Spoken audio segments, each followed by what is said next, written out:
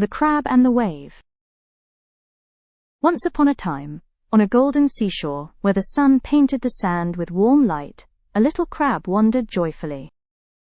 The crab loved its morning walks along the shore. With every step it left tiny imprints on the soft, wet sand. The crab would often pause, turn around, and admire the neat row of footprints stretching behind it. "They are so beautiful," the crab thought proudly. "Look at the pattern I've made.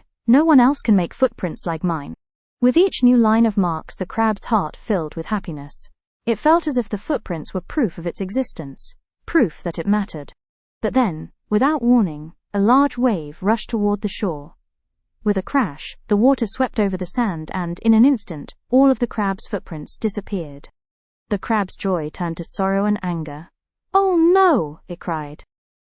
"All of my hard work, all of my beautiful footprints, gone. How could you do this to me, wave? I thought you were my friend, but instead you destroyed everything I made. What kind of friend erases the happiness of another?" The wave listened calmly and replied in a gentle voice, "Dear crab, do not be angry. Look carefully behind you." Confused, the crab turned. To its shock, a group of fishermen were walking along the shore, scanning the sand. They were following trails of crab footprints, hoping to catch crabs for their nets. The wave continued softly, "I erased your footprints not to hurt you, but to save you. If they had followed your trail, they would have found you and you would no longer be free.